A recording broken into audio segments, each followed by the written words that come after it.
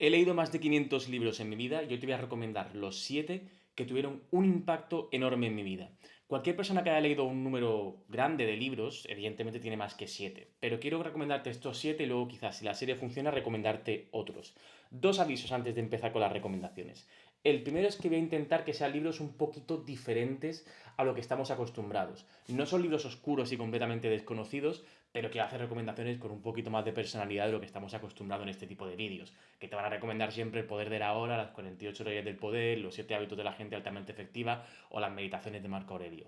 No son libros desconocidos, pero creo que tienen un poquito más de personalidad para ofrecer algo diferente. Y lo segundo es que aunque el título está hecho, evidentemente, para que funcione mejor en YouTube por temas de SEO y temas de algoritmo, el leer no se debería medir en volumen, en peso, es decir, leer más es mejor. A veces es ideal leer a lo mejor un poquito menos o leer a tu ritmo, aunque no te dé tiempo a leer tanto, pero no deberías sentirte menos por leer menos que otras personas. Hay personas aquí incluso en YouTube que recomiendan leer muchísimo, te dicen técnicas sobre cómo leer más rápido, como si leer se consistiera en una lista y vas haciendo tics de libros que has leído y ya está, ¿no? De cómo leer resúmenes y demás.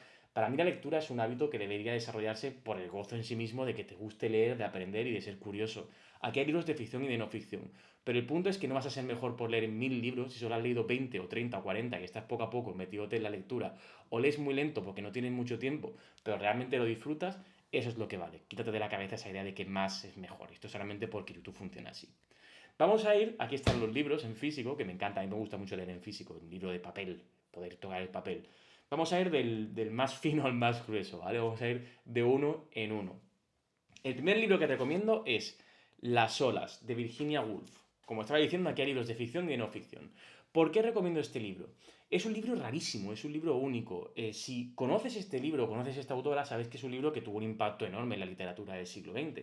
¿Por qué? Porque es un libro que consiste en 6 monólogos interiores que se van entrelazando y conectando para expresar pues el mundo interior de 6 personajes y cómo se relacionan entre sí. Pero no es tanto la trama en sí, si es que se puede considerar que hay una trama, si es verdad que hay una historia como tal, pero es una narración muy, muy particular, ya lo verás si lo lees.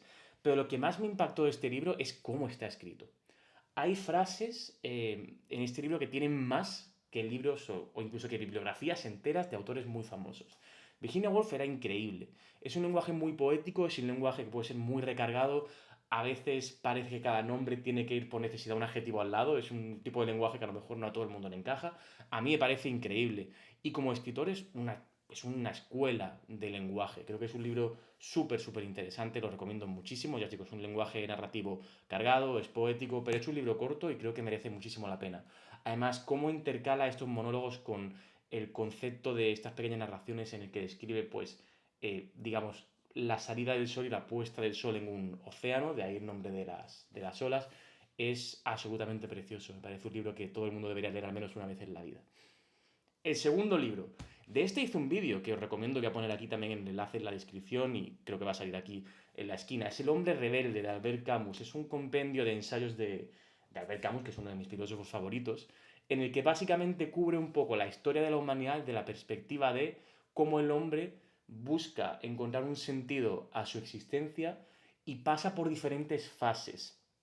Para Camus, digamos que un poco la conclusión, y no es para hacer spoiler, es un poco la tesis del ensayo, es que la rebeldía metafísica como forma de estar en el mundo es la mejor forma realmente de enfrentarse a esta desconexión entre la búsqueda de sentido por parte de las personas y la aparente indiferencia del universo, que se refleja particularmente en la novela, como, digamos, la formulación creativa de la rebeldía metafísica. Hace también un análisis brillante de ciertas ideologías políticas que marcaron su momento de la posguerra, la Segunda Guerra Mundial, como son el nazismo, el fascismo y el marxismo, digamos, reflejado en lo que viene a ser el comunismo, los comunismos del siglo XX.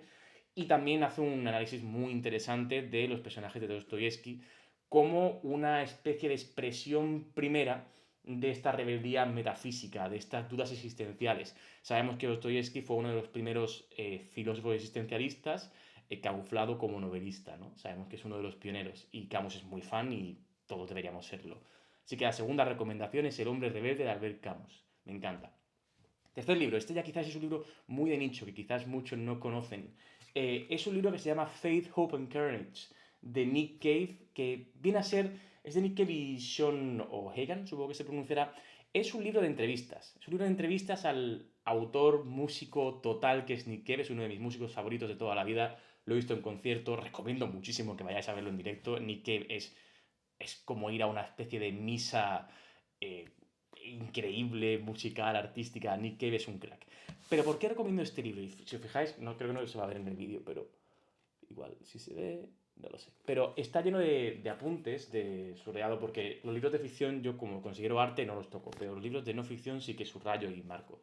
En este libro me parece que es, en esas entrevistas, Nick Cave estaba en un momento en su vida muy particular. Nick Cave, si los que seáis fans y estáis familiarizados con su vida, es un músico cuya vida está marcada por la tragedia, porque es un señor que literalmente perdió a dos de sus hijos.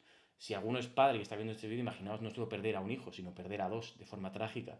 Entonces Nick Cave es una persona que tiene mucha experiencia, mucho bagaje personal. Y en estas entrevistas profundiza mucho en diferentes temas, en la creación artística, en su espiritualidad, incluso un poco en temas de cómo entiende la comunidad, la política, la vida en general. Pero por lo que me parece una recomendación indispensable es porque a día de hoy, de estos más de 500 libros que he leído, me parece que es el libro que mejor toca el tema de la culpa y del luto. Precisamente por estas circunstancias personales, Nick Cave, que ha pasado por todas esas cosas, eh, tuvo mucho tiempo, también el hecho de ser artista te permite tener tiempo ocioso para pensar, para reflexionar y madurar, y sus puntos de vista sobre el tema del luto, sobre cómo procesar la pérdida y cómo lo describe, me parece de verdad fascinante. Creo que para personas que estén pasando por tragedias personales puede ser muy reconfortante escuchar a una persona hablar en esos términos, e incluso si no es el caso, me parece igualmente increíblemente interesante. Es un lenguaje muy directo, también es muy artístico, muy poético, plantea muchos retos, es como que te exige pensar, aunque sean entrevistas, y de hecho el entrevistador lo hace muy bien porque también le reta en diferentes puntos, ¿no? En cosas en las que no está de acuerdo, lo lleva por diferentes caminos. Es un libro de entrevistas que para mí yo me sumergí en él y leía y lo devoraba y lo volveré a leer dentro de poco porque es verdaderamente increíble. Aunque no seas fan de Nick Cave, de nuevo, es un libro absolutamente imprescindible para tratar el tema de la culpa, el luto, espiritualidad. También me gustan muchísimo algunos apuntes que hace sobre la sociedad secular y su propia fe. Creo que es, ya digo, a nivel personal me llegó muchísimo y me ayudó también a pensar mucho y madurar algunas de mis ideas. El cuarto libro, este es un libro especial. Para mí es el libro más divertido, con el que yo más me he reído, que he leído jamás. La Tournée de Dios, de Enrique Jardiel Poncela. Este libro, de hecho me encanta la contraportada, empieza así. Por fin Dios viene de gira a España. Ahora más que nunca es necesaria una visita así.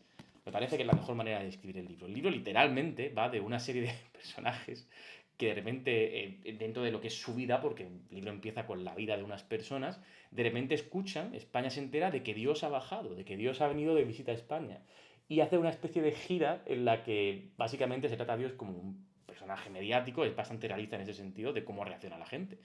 Pero es una comedia con muchísimo fondo. Es el tipo de libro, el tipo de novela, realmente de cualquier obra artística que ya no se hace. ¿Por qué? Porque tiene comedia, pero tiene muchísimo corazón, tiene muchísima crítica social. Es verdaderamente un mar, es un baño. Te lo lees y te ríes y te lo pasas genial, pero también te hace pensar muchísimo. Y al final, Dios es un personaje un poco esquivo en esta novela. Y yo personalmente soy creyente, o sea que no creo que si tienes la mente abierta no debería ofenderte en absoluto. Pero al final este libro acaba o cierra con una especie de monólogo de respuesta de Dios, porque Dios está siendo un personaje muy esquivo, no habla mucho, no dice mucho, y al final se explaya.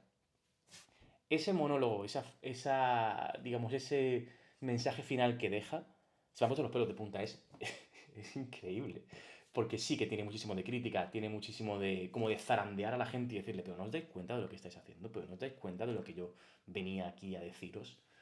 De nuevo, da igual si eres un creyente súper, súper cerrado, yo recomiendo que abras la mente y que no lo leas como un libro de crítica a la religión, ni como un libro de mensaje anticlerical, ni mucho menos. Creo que es un libro que tiene un fondo muchísimo más grande. De la misma forma que hay veces que salen películas que crean un debate, como ha sido, por ejemplo, One Battle After Another de Paul Thomas Anderson, y da la sensación de que nadie la entiende porque genera ese debate, este libro es un libro que es muy fácil dejar que el mensaje te pase de largo. Lo recomiendo muchísimo. Sé que muchísima gente no lo ha leído, no es que no sea ni que Harry Poncela un escritor conocido, pero de nuevo, en estos vídeos yo nunca lo he visto recomendado.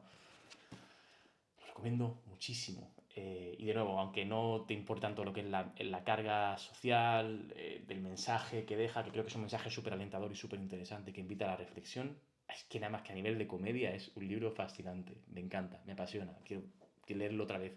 Y cuando eventualmente yo que soy escritor escriba una comedia, que va a ser mi séptimo libro, ahora estoy con el sexto, mi séptimo sí que va a tener mucho de comedia, me estudiaré este libro porque me parece una clase maestra en cuanto a cómo plantear el humor por escrito de Spectre, ¿vale? Después, el quinto libro. Siempre me gusta incluir un libro que sea de espiritualidad. Estuve a punto de poner la Biblia. Lo que pasa es que recomendar la Biblia, que recomiendo que todo el mundo la lea, aunque no sea creyente, iba a quedar a lo mejor un poco obvio, ¿no? O sea, porque al final, si eres una persona del mundo occidental, de habla hispana, lo más probable es que hayas, como mínimo, te hayas criado con cierta familiaridad respecto a la Biblia. Pero este libro, creo que, aunque uno sea creyente y uno tenga muy clara su fe y sus creencias, creo que es muy gratificante y sobre todo muy importante leer libros que traten la fe de forma diferente. Leer otros libros espirituales, como el Bhagavad Gita, por ejemplo, ¿no? O incluso, no sé, el Corán. Pero este libro que recomiendo creo que es un complemento muy bueno, independientemente de la fe que tengas, o si eres ateo o eres agnóstico, que es el Tao Te Ching, de Lao Tzu. Este libro es uno de los libros que me llevaría a mi isla desierta. De hecho, creo que estos 7 probablemente me los llevaría a la isla desierta si pasara, ¿no? El Tao Te Ching es un libro en el que básicamente también es un compendio de pequeños textos espirituales donde se expone un poco las ideas del taoísmo mediante metáforas, analogías, pequeñas historias. Suelen ser textos muy pequeños, algunos tienen un componente poético oriental marcado, otros son más directos, pero es un libro que invita muchísimo a la reflexión. Creo que es un complemento perfecto, como decía, para las personas que nos hemos criado en Occidente, en el primer mundo o incluso en otro tipo de países, en países a lo mejor en desarrollo, en vías de desarrollo, ¿no? Pero solemos tener unas ideas comunes, una forma de ver el mundo que está muy influenciada por, de nuevo, pues por el capitalismo, por nuestro sistema y demás. Creo que la filosofía oriental, como plantea un modelo diferente de sociedad, de convivencia, de incluso de mentalidad, que se puede reflejar en países como China, Japón, India, Corea, etc. Este libro creo que es un complemento muy interesante a las personas que nos hemos criado en un mundo diferente. ¿Por qué? Pues porque la filosofía oriental siempre nos suena exótico porque de nuevo es ajeno, nos viene de un mundo diferente. Creo que nos viene muy bien de la misma manera que a ellos, que al mundo de Oriente, le vendría muy bien implementar ideas de Occidente. Creo que eso es lo interesante, ¿no? Siempre estudiar el punto de vista diferente para complementarlo con el tuyo y crecer. El Tao Te Ching es para mí el libro espiritual definitivo, de nuevo, si nos salimos de la fe personal de cada uno. ¿Por qué? Porque creo que es un libro infinito. Igual que creo que la Biblia es un libro infinito que puedes leer y releer y sacar cosas nuevas y te reconforta de maneras diferentes y te hace pensar de maneras diferentes si lo estás leyendo en condiciones y no de una forma fundamentalista, ultraliteral y buscando usarlo como arma arrojadiza, igual que lo pueden hacer otras personas con otras religiones.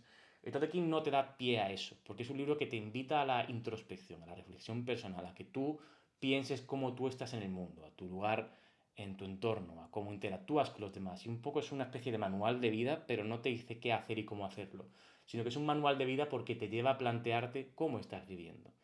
Creo que es un libro infinitamente interesante, de nuevo. Creo que lo puedes leer 100 veces en tu vida y siempre vas a sacar algo nuevo, siempre va a haber un pasaje que te resulte novedoso, que te llame la atención o que conecte más con el punto en el que estás en tu vida. Recomendadísimo. Sexto libro, Happy, de Derren Brown. Esto no lo he comentado con mucha gente, ni siquiera en mi ámbito personal. Me encanta la magia. Me encanta la magia, el ilusionismo, el mentalismo, todas estas cosas. Evidentemente, sé que no creo que sea que la gente que haga magia literalmente. Sé que es una combinación de, digamos, de saber gestionar la interacción con el público, de engañarlos, llevarlo por diferentes caminos. Pero me encanta la magia, me encanta el ilusionismo. Y así fue como conocí a Rembrandt, que es uno de los mayores magos, ilusionistas, mentalistas del siglo XXI. Pero aquí se sacó un libro, tiene dos libros, el segundo libro que se llama Un libro de secretos, también es muy interesante, pero este me parece un gran punto de partida. El subtítulo es, el libro se llama Feliz o Felicidad, creo que en España se editó bajo el nombre Una historia de la felicidad, y el subtítulo dice ¿por qué más o menos todo está absolutamente bien? Creo que es un mensaje súper importante en el día de hoy. Pero sobre todo, ¿de qué va este libro? Por dejarlo claro, porque mucha gente tampoco lo conocerá quizás. Es un libro en el que básicamente toca muchos palos. Es una especie de introducción a diferentes escuelas de pensamiento, es una crítica a la industria de la autoayuda, es una crítica a algunos mantras o ideas que están muy establecidos en la sociedad occidental, pero sobre todo es un libro sobre la felicidad, sobre la historia de la felicidad, sobre cómo las personas la perseguimos, la buscamos mediante diferentes vías, y él lo que hace es que invita a una reflexión para que ponderemos si realmente esa búsqueda de la felicidad no tiene algunas trampas de partida. Usa esta introducción a diferentes escuelas filosóficas como el estoicismo, que siempre que ahora están muy establecidas, pero cuando salió este libro quizás no tanto, ya estaban en auge, como escuelas de pensamiento que pueden ayudarte a entender esa búsqueda de la felicidad de una forma un poco más compasiva contigo mismo, un poco más comprensiva. Es un libro súper interesante, especialmente para gente que no esté muy avanzada en el estudio de la filosofía, por ejemplo, e incluso si lo estás, es un buen repaso, porque de nuevo toca diferentes palos y me parece una de las críticas más brillantes a la industria de la autoayuda, con la que yo no estoy muy de acuerdo y lo he dejado entrever en más de un comentario, en más de un vídeo. Finalmente, el séptimo libro. Iba a incluir Rayuela, de Cortázar, porque me parece la mejor novela que se ha escrito en la vida. Ahí está, para mí es como está El Quijote, Cien años de soledad y Rayuela. Me parece que son las tres grandes novelas que se han escrito al menos en habla hispana. Hay muchísimas maravillosas, son mis tres favoritas. Y voy a poner Rayuela porque me parece el libro definitivo, me parece un universo en sí mismo. Pero me gustaría algún día hacer un vídeo sobre Rayuela en exclusiva. Igual que otro libro que iba a incluir, pero al final voy a hacer un vídeo solamente de ese libro. Así que se quedaron fuera.